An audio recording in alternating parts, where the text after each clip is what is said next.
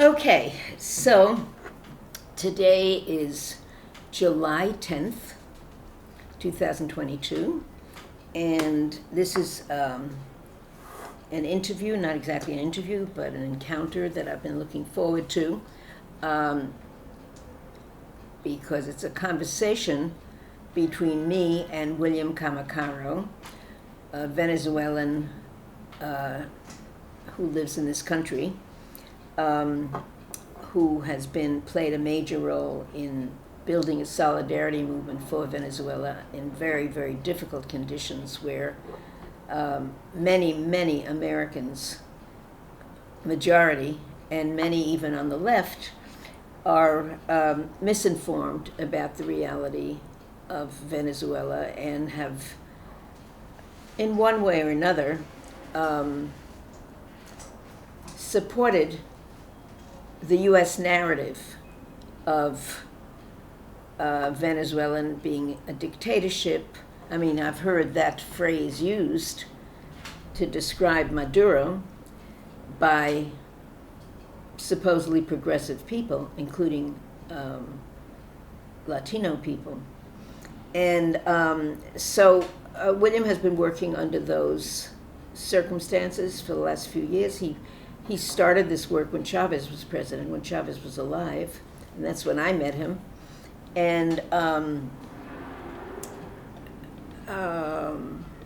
so in addition to a lot of solidarity work right here in the belly of the beast, William has brought many delegations of North Americans and other people from other countries, but mostly North Americans, to Venezuela to learn about the struggle and to get a more accurate and deeper view of what is going on in Venezuela and what the impact has been of very aggressive U.S.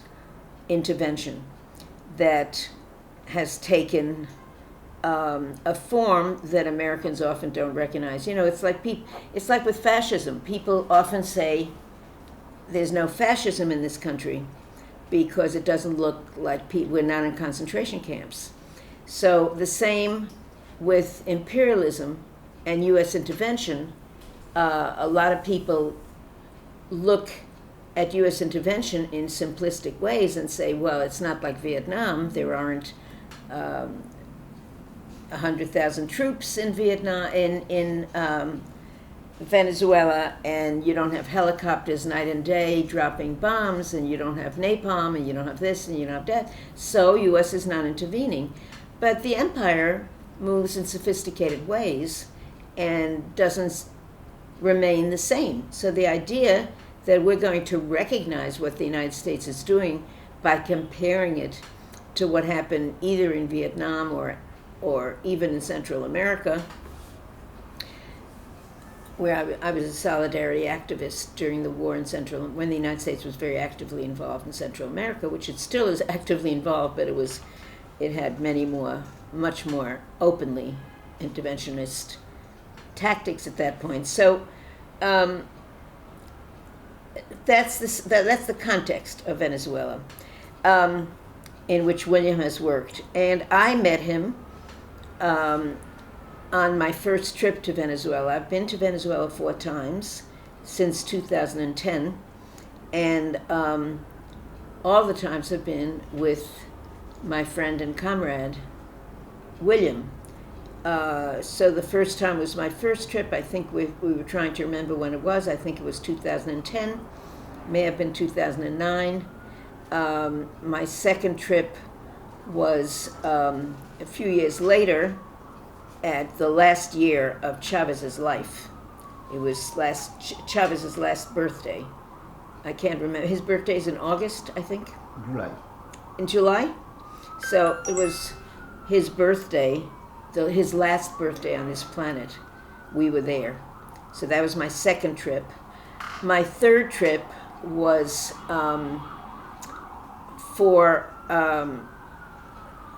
it was a solidarity trip, but lots and lots of activists were invited to come, and there was a presentation on the housing, the incredible housing work that had been done just around that period had been completed beyond what the goal had been.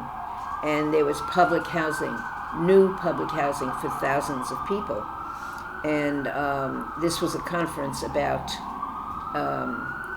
one of the strategic goals of the Venezuelan Revolution was to provide inexpensive, livable homes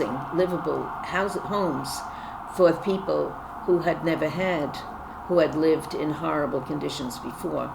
And in general, that was a lot of what we learned in Venezuela was the 4 areas that were concentrated on by the Venezuelan Revolution. One was housing, the other was healthcare, the other was education, and what was the 4th? Political education? Yeah. Okay, so this was the housing. And when I heard we were going to a housing conference, I thought, oh, that sounds boring. I was not interested at all. But when I heard what they actually did and saw what it meant to the people, because we went to see the housing developments, I was dazzled that in the middle of the U.S. sanctions, in the middle of the United States trying to undermine the revolution, that the Venezuelan Revolution had been able to make this spectacular progress in providing housing for the poor people. And, of course, people never hear about that here. People only hear that there's no human rights and whatever. And so this was under Maduro's presidentship. I have to say that I had a lot of confidence in Maduro. Not that I knew that much about him. I knew he had been trained in Cuba, that his mentor, I think, was Raul Castro. He had known Fidel. He had spent a lot of time in Cuba, and I knew he wasn't just coming out of nowhere and suddenly becoming the head of the government of Venezuela, and that he had been handpicked by Chavez. Also, that he had been a bus driver, and the United States made fun of that and tried to ridicule who was this bus driver who knew nothing, and he turned that around in the campaign, and he had the bus driver's going to lead the revolution. I can't remember how it was, but it was very charming, and the bus driver became an asset in terms of how the Venezuelan talked about Maduro. So I was never one of these people who had huge questions. I don't know the ins and outs of the Venezuelan internal political process, but from what I could see, Maduro seemed to know what he was doing, seemed to be well-trained politically. I liked a lot of the international relations that he established from what I could see. And I was not given to all those, and I hate when Americans sit back and criticize revolutionary struggles and have all the answers for revolutionary struggles, as though we in the United States know how to wage a revolution when we can't even half the time organize a demonstration, let alone a revolution. So I think the arrogance of North American arrogance really has led people of all colors and all kinds of activists to think they know better how the revolution should be waged in Venezuela. Now, you can't follow blindly, but the arrogance and the solution, they shouldn't do this and they should do that, and Maduro wasn't doing the same thing as Chavez, and Chavez was too military, and he came out of the military, he wasn't a Marxist-Leninist, and he was too religious. All of these criticisms I found very offensive. And as someone who's done international work for many, many, many years, I had seen this pattern many times before, where people in this country have all the answers for revolutionaries around the world. When we, in this country, like I say, can't have one party, can't have one organization, can't mobilize. The weaknesses of our movement is what we need to look at, rather than the weaknesses of the revolutionary movements around the world, which have really done more to challenge U.S. imperialism, the empire, than anything we've done in this country. So I say that as a background to talking about not just Venezuela, but the reason I wanted William to come and talk is because my work has been over the 60 years of my activism, and that's 60. Over the 60 years of my activism, a lot of it has been focused on international work, but I never define it as just international work because to me, I define it as anti-imperialist work, and that the international work I do is meant to heighten the struggle against U.S. imperialism. And while I work in this country and have for the last 30 years on political prisoners, and the case of Mumia Abu Jamal and other political prisoners, I always think that we're never going to win against the empire without a deep understanding of all the international forces that challenge U.S. and weaken the empire, and that we work hand in hand. That's our strategy. That needs to be our strategy, to work hand in hand with the revolutionary forces around the world. And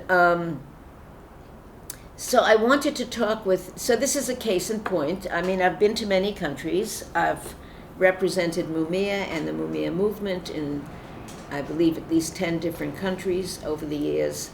And before that, I did work on Central America. I was a solidarity activist for El Salvador, worked in an organization, CISPACE, for about 5 years. Before that, I was in supported the revolution in, not only was I an anti-war activist against the war in Vietnam, but I supported the revolutionary forces in Vietnam and worked with them closely, and after the war went to Vietnam and, worked on Vietnam for at least 15 years, maybe longer, way after the war was over, and still watch what's happening in Vietnam.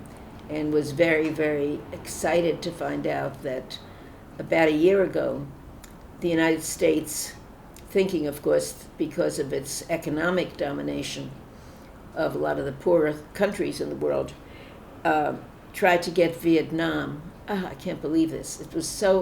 I was so outraged to offer, I think, the planes to refuel in Vietnam in case there was a conflict with China. It was like an anti-China move to try to get Vietnam to offer like a jumping off space for the United States. And I was so glad to see that the Vietnam basically said, fuck you, and did not allow them to do what it was they wanted to do. So I'm hoping that William and I, this is where I'm hoping that we will have a discussion, won't just be me talking, is that we can demonstrate in this interview in some way how I as an activist and in a very strong movement in this country, the Mumia movement, political prisoner movement, and working with a lot of black groups and so on, that network and the people that we brought, or that we brought the message of Venezuela to, that we can show how it was strategic for us to collaborate as we did on Venezuela and Mumia Abu Jamal and political prisoners, and to show that, it's not a one-way street. It's not like we were coming to Venezuela and say, look, could you please speak out for Mumia? It wasn't like that. I never saw international work as that. I really saw international work as anti-imperialist work, where we have a common enemy, and we work together against this common enemy. So I feel that we offered support to the Venezuelan revolution at many points. I certainly did when I was in Venezuela, when I've spoken in this country, and when I've brought the message, when I've invited you to speak at several of conferences and places like that. And I've always tried to promote the leadership role that Venezuela offers, along with Cuba and Nicaragua and so on, to promote that in the movement here and to get people to understand how strategic that struggle is. And that was what my job. And you, on your side, when I would come to Venezuela, set up interviews for me with everybody. I was always speaking, either on the radio or television or to a union demonstration or smaller groups and so on and so on. So there was, to me, it was always so integrated. We collaborated in a way that I never had to say to you, listen, please support Mumia. You did that, we had that unity. You didn't have to say, could you speak on behalf of Venezuela? I always spoke on behalf of Venezuela. And by the way, I also went with William to Bolivia, which was an amazing, amazing trip, and a whole other dimension of what I learned. And again, people in this country didn't have a clue. The level of ignorance, and I'm not talking about ordinary people, I'm talking about activists, didn't know very, very little about Bolivia, about the indigenous struggle in Bolivia, that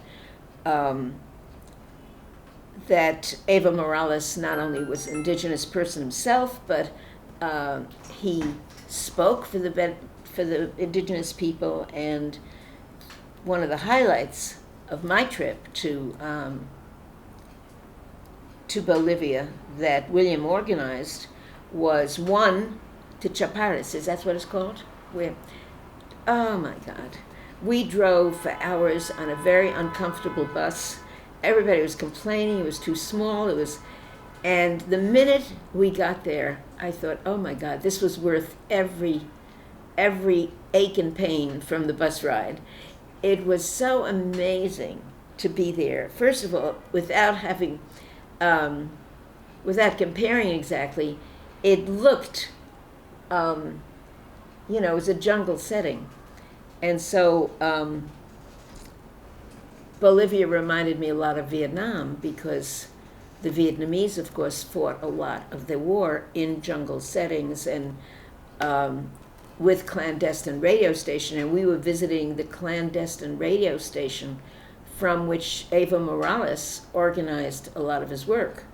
And I couldn't believe it. I was just so excited to be there. I remember, and William wanted me to talk about Mumia, and of course I did, but I kept talking about the struggle against U.S. imperialism. And William, a few times you interrupted me to come to talk about Mumia, And I was so thrilled about the parallels to Vietnam. The fact that here was a struggle that began in the jungle and ended up with Evo Morales becoming president of Bolivia. And then, of course, we also went we met many indigenous people, and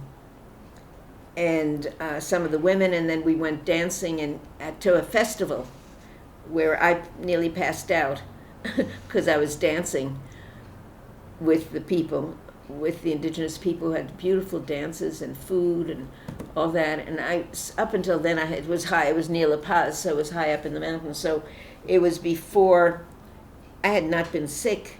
The altitude had not been a problem for me up to that time, though my two roommates had a lot of problems with the altitude. But I was being a little reckless, and there I was dancing, and next I knew I had been flown across the floor because I'd passed out or something.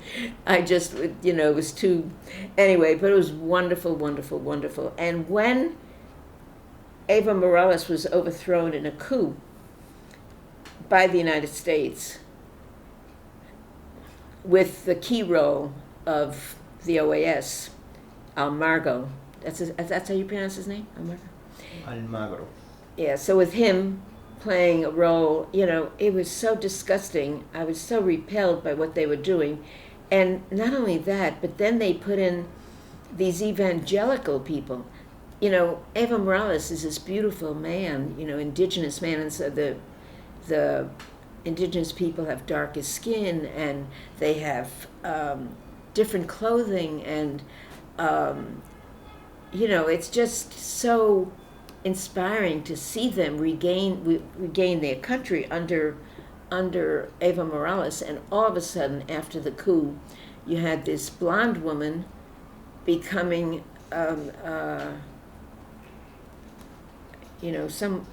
what religion they evangelical group, but I don't remember the religion so they had these white people who were evangelicals who took over the government, all of a sudden, instead of the indigenous people, you see them and you see what this represents. And Janina Áñez, dictator? What? You're talking about the dictator, Janina Áñez? Yes, the woman. The dictator who later, so when a year later they were able to regain control of the government, they put her on trial. This was a different kind of coup. This was a coup that they were able to, the people who waged the coup were held accountable for their crimes against the people.